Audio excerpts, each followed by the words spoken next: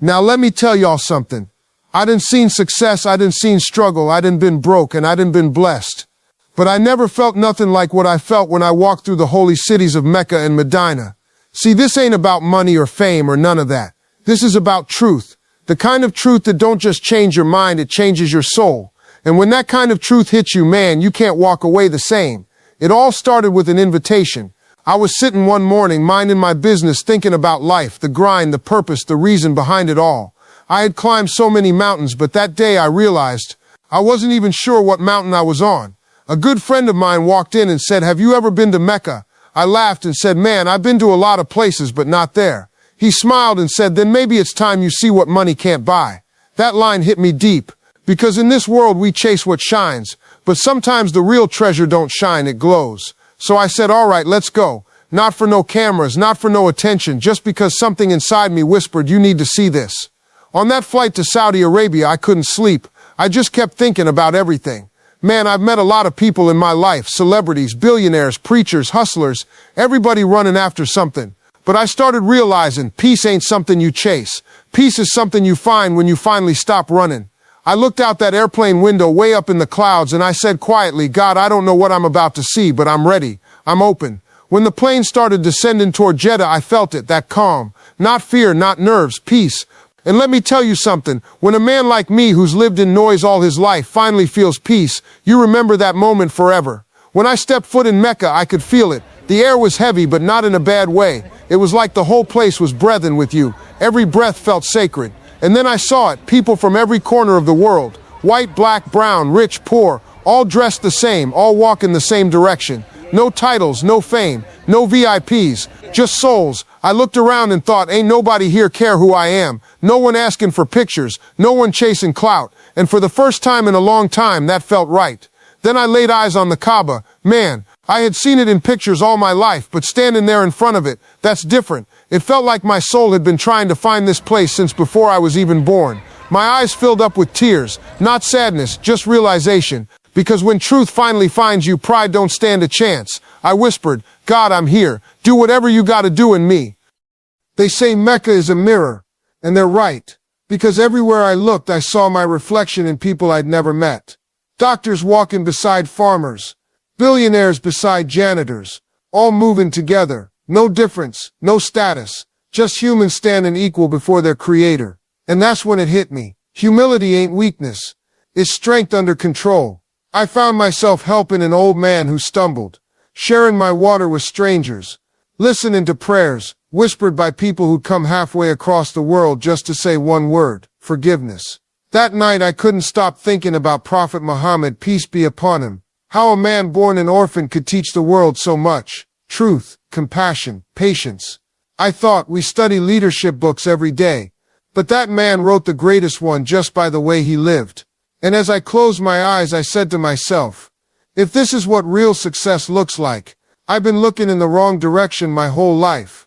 After my time in Mecca, I made my way to Medina, the city of peace. Now listen, if Mecca was power, Medina was love. The air felt soft, the people gentle, and the spirit of that place, calm like a whisper from God himself. When I walked toward the Prophet's mosque, I didn't say a word, didn't even take a picture. Because some things ain't meant to be captured, they're meant to be felt. I saw people crying, not out of pain, but out of gratitude.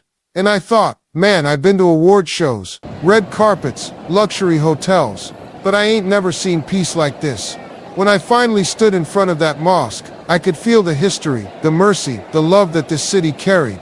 I thought about the Prophet Muhammad, peace be upon him, how he walked these same streets with patience, humility, and strength. And I said to myself, that's real leadership, that's real manhood, to carry love even for those who wronged you.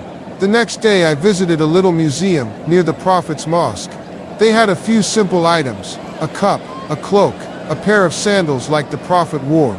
I stood there in silence. This man changed the whole world, and he didn't own nothing. And I laughed quietly, not at him, but at myself. Because here we are losing sleep over watches, cars, and labels. Meanwhile, the most influential man in history lived with less and gave more. That moment hit me hard. I realized, maybe blessings ain't what you hold. Maybe blessings are what you share. So I said to myself, I don't need more stuff.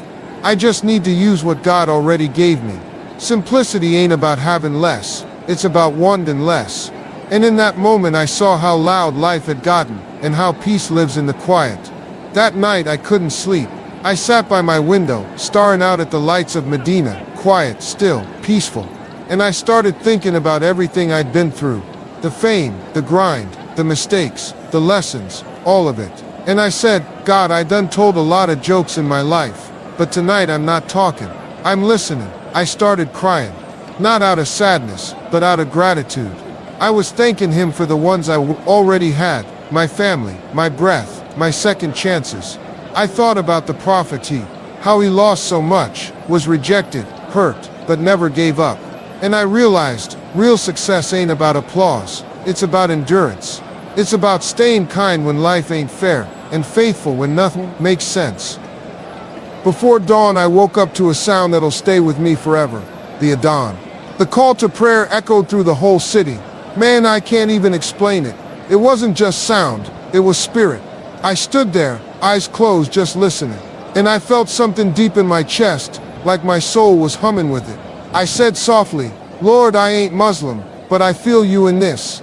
I looked out the window and saw people walking calmly toward the mosque. No rush, no noise. And I thought, they get up before the sun. Not for money, not for fame, but for faith. It hit me. Peace don't come from control. It comes from surrender. And that morning I realized, I'd spent my whole life trying to run my own plan. But maybe peace was never about making more moves. Maybe it was about learning how to be still. When I got back home, man, everything looked the same, but I wasn't. My house, my cars, my schedule, all that stayed put. But my heart, it had shifted. You ever come back from a trip, and it feels like your soul's still somewhere else? That was me. I'd turn on the TV and it all felt loud. I'd scroll through my phone and it all felt empty. Because once you've stood in a place where people bow together, cry together, and thank God together, you can't unsee that. I realized something powerful. Peace ain't found in changing your location. It's found in changing your perspective. See, I didn't leave Mecca and Medina with souvenirs. I left with silence, and that silence taught me to hear God clearer. A few weeks later, I was at the airport, waiting on a flight. A young man came up to me, recognized me, and said, Mr. Harvey, I saw your pictures in Mecca. You Muslim now? I smiled and said, Nah, son, I'm not Muslim, but I learned something from He said, what's that? And I told him, I learned that faith ain't got no color, no language, no nationality. Faith is universal. Because when I was there, I saw black, white, Arab, Asian, every face you can think of, all bowing to one God. And not one of them was worried about status, money, or fame, just faith. And I told him, if the world could pray the way they do, together shoulder to shoulder, we wouldn't be fighting the way we are. That's when I realized, unity ain't a dream, it's a discipline. You gotta choose peace the same way you choose to fight, intentionally. One evening, I was sitting on my porch, watching the sunset, and I just started talking to God like he was right there in the chair next to me. I said, Lord, I done chased money, chased success, chased applause, but now I just want to chase peace. Because peace is the real luxury. I thought about the Prophet Muhammad, peace be upon him again, how he always thanked God, even when he had nothing.